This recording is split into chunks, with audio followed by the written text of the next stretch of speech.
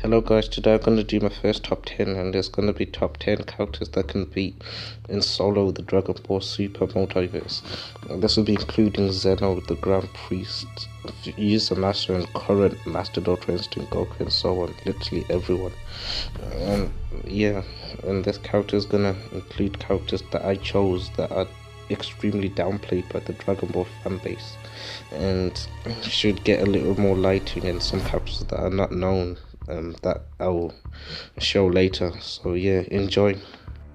The first character that I picked that can solo the Dragon Ball multiverse, including heroes and so on, is someone called Yahaku Sashunina.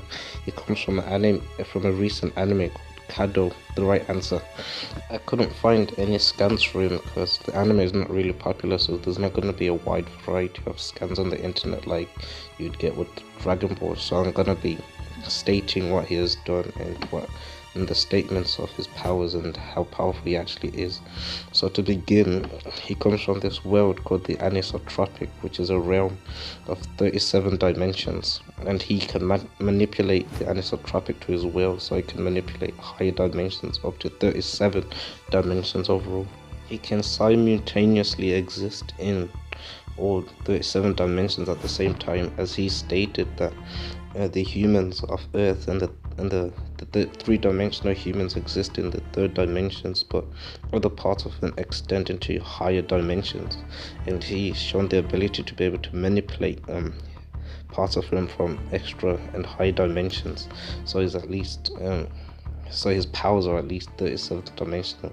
About his existence has been stated many times, stating that he feels cramped in the 4 dimensions of this universe, and that this universe has few dimensions, so he's at least 5th dimensional in his existence. And also, to prove that he has more dimensions, is how he literally stated that he himself exists in more dimensions than the humans did. So what I'm trying to say is that he himself states that he exists in 37th dimensions, so his power is 37th dimensional, and his existence as well, making him a being that can literally one-shot any Dragon Ball franchise, Heroes, Super, GT, anything that you want. Okay, you might be asking, what has he actually done that's actually impressive in the past? Well, he stated that the anisotropic beings created countless universes, and he's an anisotropic being, and one anisotropic being who's weaker than him created our universe, so they can at least create universes. And his box, or his pet, or whatever you want to call it, called Kado, has our universe literally in it, and the 37th dimensional anisotropic universe. Also, when I was being beaten by this girl, I forgot her name, who's a higher dimensional being than him, or 38th dimensional, he stated that I was going to erase the universe and start over again. So I was going to erase and recreate the universe, or recreate another universe to experiment on, like the anisotropic do with universes. What are his abilities? Well, he's got time manipulations. Is his time manipulation better than the angels? Well, by a lot. When he was giving humans technology of the anisotropic, which allows them to have the powers of the anisotropic, he gives the main character this shell or ball, whatever, and it states that's like having the hand of an anisotropic being, and it clicks a button, and he was able to move hours in front, so he can manipulate time much better than what we've seen from Whis or with time manipulation. And also, he also has made, I think I would call it logic manipulation, I don't know what you would call this, but he has the universe confined in Kado, but Kado exists in the universe as well. I really wouldn't know what that's called. Can someone explain it to me in the comment section below?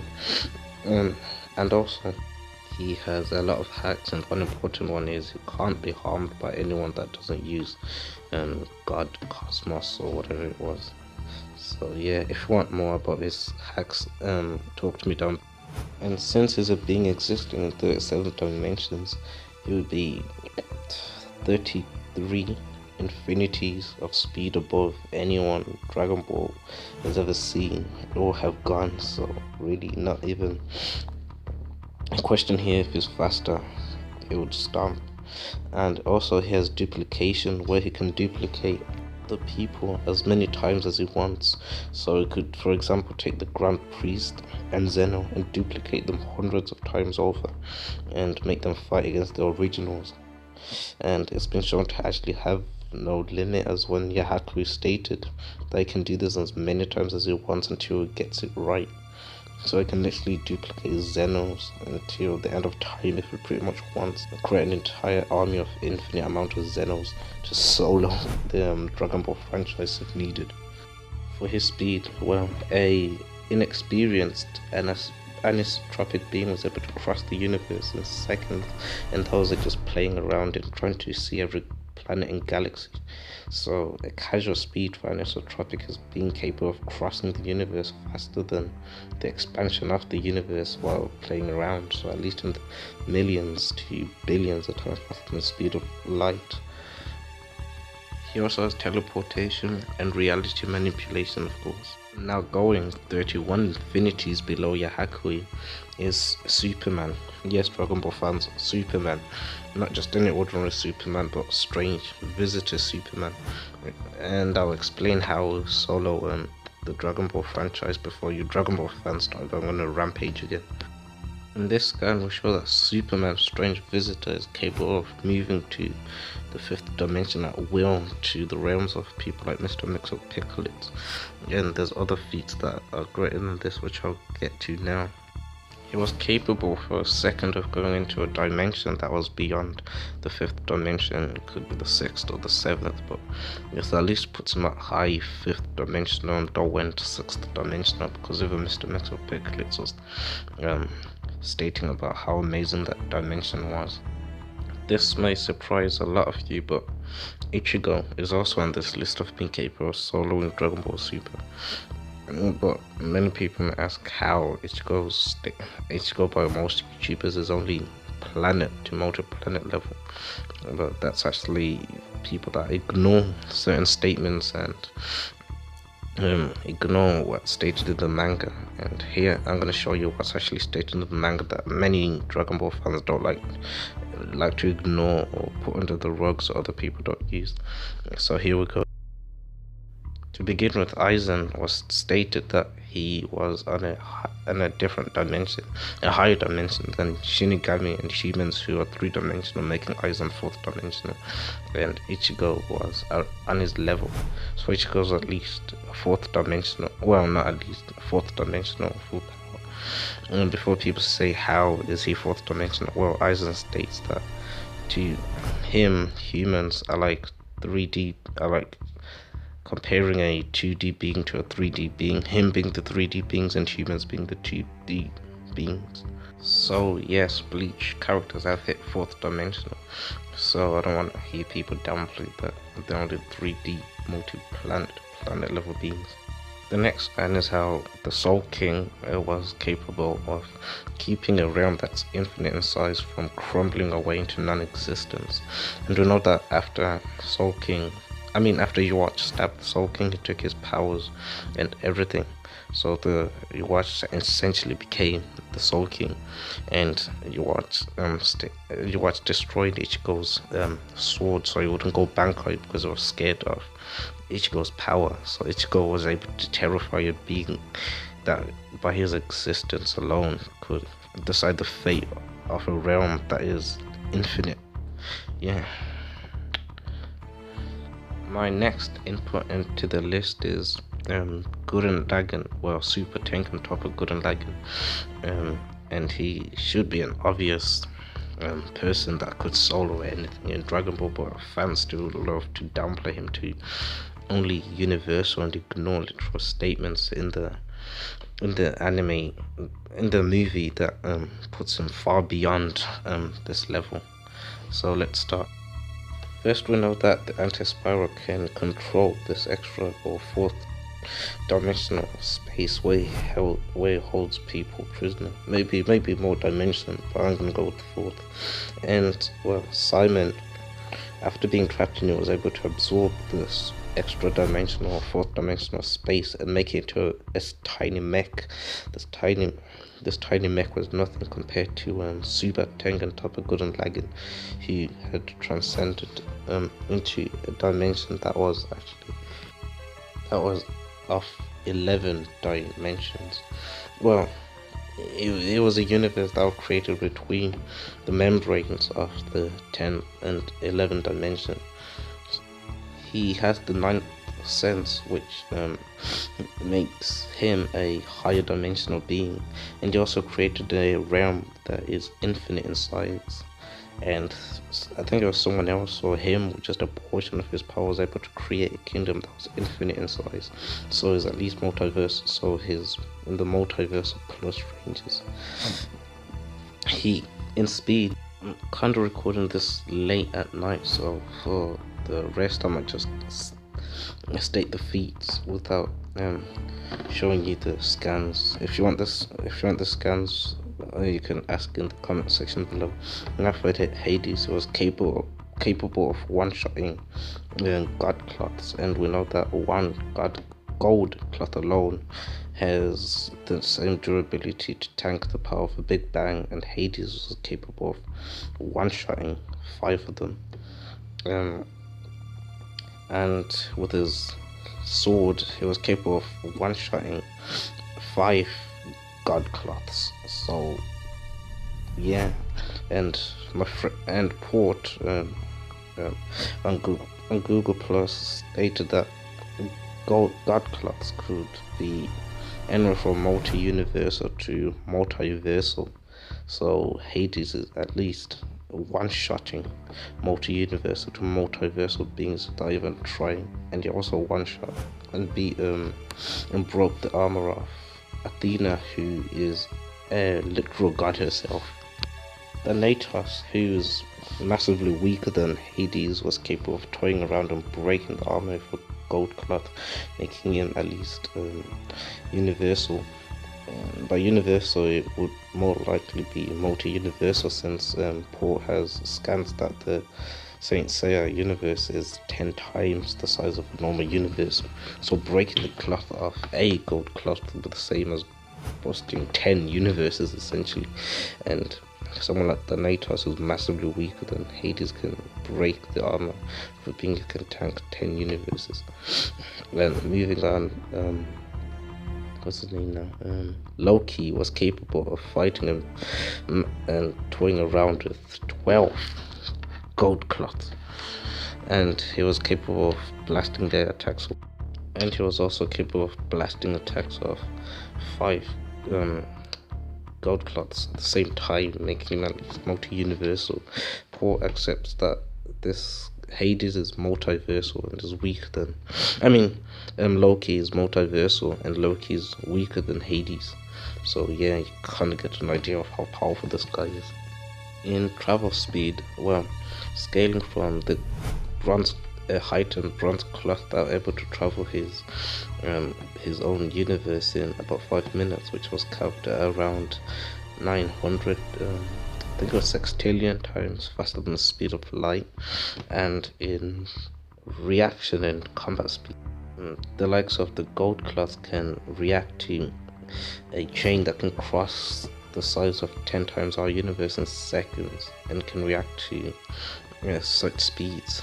And Hades can solo pretty much all gold cloths if he wanted to and blitz them.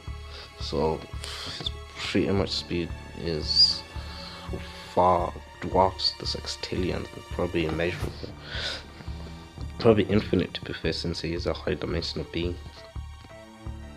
The next character on this list is the god of Pokemon, Arceus. For Arceus, just him waking up from a nap, or he was capable of pushing away and nearly destroying 2 universe-sized realms, and him without all his what's it called now? Without his full power, was capable of soloing 3 multi-universal to some people say multiversal beings, so it's at least multiversal plus an attack power. He was stated to have been born from nothing and created the Poké multiverse, which is infinite. And for his speed, well, there's not really much speed feat, but he was able to cross from his dimension to Earth in a few seconds, which we don't really know how far he traveled, so we can't really calculate that. It's unquantifiable. One thing that does beat Arceus is the silver water, so that means Naruto solos. Before I hear people say about the Grand Priest and the angels who just go back in time and then one shot Arceus, no, because what's his name? Dialga is capable of going back millennia of years back in time, and his powers still don't affect Arceus. So 3 minutes from the angels, or probably hours for Priest, won't really work on Arceus at all. I would have thought this would be common sense that the Living Tribunal literally sneeze away in the Dragon Ball franchise, but I've seen on Instagram people say that Zeno can erase the Living Tribunal out of existence. It's usually Dragon Ball fans that probably haven't watched Dragon Ball, or they just use the no limit fallacy where it was stated that Zeno can beat anyone no matter who it is. I can also use that and say that Kaguya is omnipotent because she was stated to be God. Anywho, the Living Tribunal's ability is like omnipresent, where it was stated that it exists in not just one multiverse, but in all multiverses in the Marvel Omniverse. His judgments that his set can overpower the Infinity Gems, which are capable of one-shotting. Well, the glove, the person that can wear the glove can one-shot the likes of the Infinity and Eternity beings that transcend space and time. So yeah, so at least fourth dimensional, and the Living Tribunal's laws, just him talking can transcend that. Also, he is a being that is not bound by dimensions at all. So I hate it when I see people say that he's only hyperversal, which is complete downplay. Even the Phoenix Force respects the Living Tribunal, and the Phoenix Force is easily a casual multiversal threat that can pluck timelines out of existence. You really can't make a video about soloing verses without adding someone like Thanos in it. So how powerful is Thanos? Without the IG, he was able to solo Ambit Eternity, and he was also able to survive an attack that obliterated other versions of himself that had the Infinity Gauntlet. So it's at least multiversal. That was base without the glove, and it was also stated to be, but I think it was the Living Tribunal, to be in the middle of the hierarchy of the cosmic entities. Yeah, that should tell you just how strong his base is. With his glove on, he's capable of one-shotting Cosmos. I think it's a fused being of what's his name? The Beyonder and Molecule Man, 2 beings that can also solo Dragon Ball, and yeah, quite overpowered to be. Forgot to mention he was capable of one-shotting Cosmic Ghost Rider and one-shotting Galactus without even trying, and people like Galactus can lay waste to universes and create pocket universes and shatter galaxies of reality. So it's quite a big threat. And Galactus also, well, this depends on how fed Galactus is, but Galactus is quite a big threat to the universe. So base Thanos really is all you need to pretty much solo Dragon Ball Super. So let's move on to the next character. For number 9 we have Sonic. In the game Sonic, we know that Sonic was capable of fighting one version of Solaris, and that version of Solaris was stated to be a high dimensional being. And once they stated that after Sonic arrived, it was stated that it was actually a fair fight. So Sonic actually is a high dimensional being himself, and he was fighting a being who can be in 3 places at once. So multiversal and likely infinite speed. So is Archie Sonic's feat. His next game feat was fighting the Time Eater. He was capable of eating entire timelines, which are multiverses in the Sonic multiverse. So yes, Sonic is a multiversal threat in the games alone and infinite speed. And in Archie's Sonic, his enemies include beings that can literally rip apart multiverses or multi-universe zones with just their bare hands. Anyjack was stated to have ripped apart millions of multiverses, multi-universal zones with just his bare hands alone. And Knuckles, with the power of Anyjack, couldn't even land a scratch on Super Sonic. So yeah, Sonic destroys even Anyjack and destroys the Dragon Ball franchise. Yeah. And last but not least is pretty much an infinite amount of Marvel characters and an infinite amount of DC characters and thousands of characters from the verses that I've showed you can pretty much solo Dragon Ball.